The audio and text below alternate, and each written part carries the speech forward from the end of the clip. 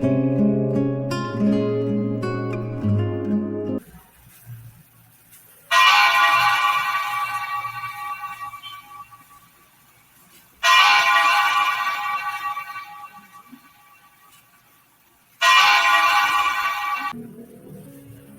dalam kasih Yesus Kristus, Bapak Ibu, Saudara-saudari sekalian, kiranya dalam kondisi sehat dan tetap bersuka cita. Mari kita siapkan hati kita.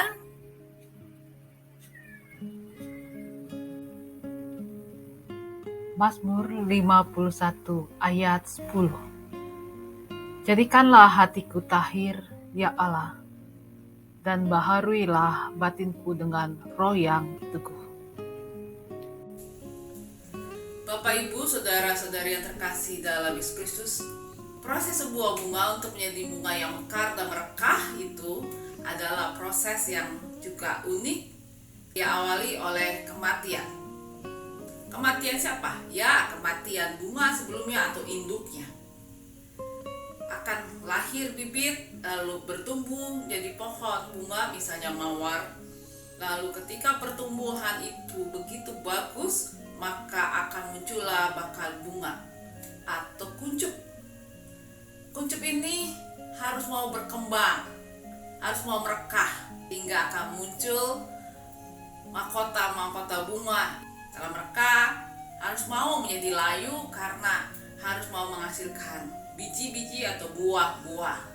Bapak, Ibu, Saudara-saudari dalam Yesus Kristus, membaca firman Tuhan kita adalah bagian dari sabda refleksi Daud tentang kehidupan, termasuk juga ketika persoalan keberdosaan.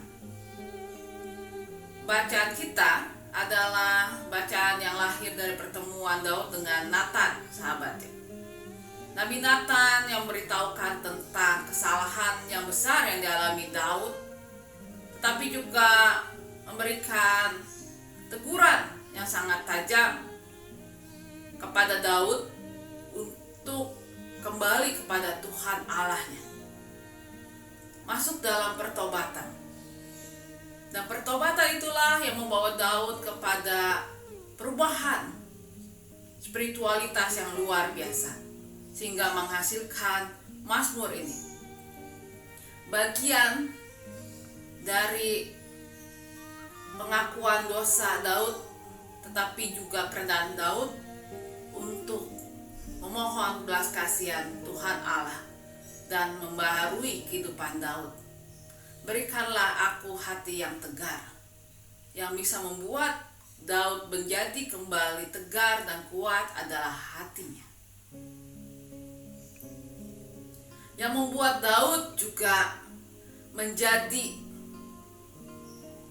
berdosa, sekalipun diawali dari indera matanya, tetapi juga keputusan hatinya, mengambil keputusan bahkan keputusan yang sangat kejam untuk meraih dan memuaskan hasrat dirinya. Dalam kehidupan kita, Bapak, Ibu, Saudara, kita pengen hidup kita berubah dengan sangat luar biasa, menjadi sangat baik, sangat bagus, sangat tenang, sangat tentram, sangat damai, sukacita, sangat diberkati. Tetapi apakah kita mau melalui masa-masa perubahan? Belajar dari Daud, perubahan yang besar dari seorang Daud, sehingga Daud bisa menjadi seorang penyair yang dimana setiap syairnya memiliki kekuatan roh. Firman Tuhan yang hidup adalah perubahan yang lahir dari pertobatan yang sungguh-sungguh. Pertobatan kepada Tuhan Allah yang kemudian juga melahirkan sukacita. Daud tetap punya hati yang tegar dan kuat karena lahir dari pertobatan yang sungguh-sungguh dan kerendahan hati yang dipulihkan oleh Tuhan Allah, sehingga apa yang lahir dari hatinya Daud adalah sabda Allah, ucapan syukur yang lahir dari berbagai persoalan kehidupan yang mungkin juga kalau kita baca Mazmur, kita bisa merasakan persoalan yang dialami Daud juga adalah persoalan yang kita alami bahkan saat ini. Sehingga hasil karya Daud, syair-syair pujian itu menjadi sabda yang hidup.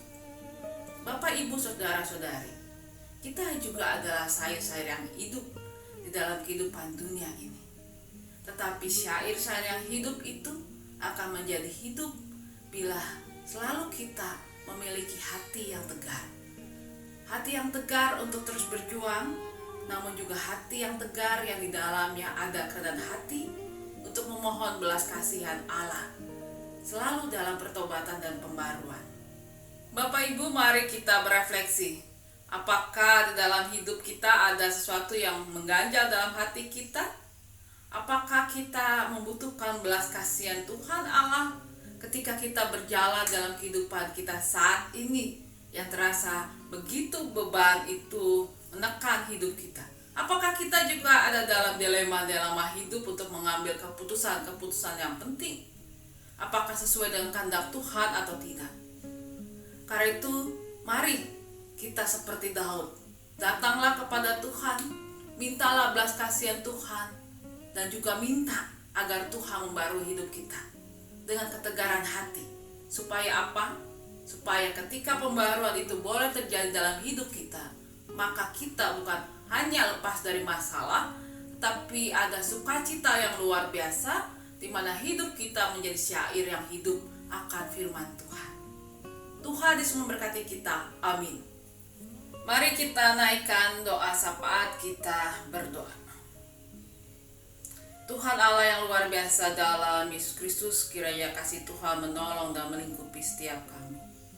Tuhan Yesus sangat baik. Hari ini kami berdoa dengan segala harapan kami melewati hari-hari. Biarlah hari ini kami boleh menjalani dengan sukacita, sehingga kami boleh beradaptasi dengan baik.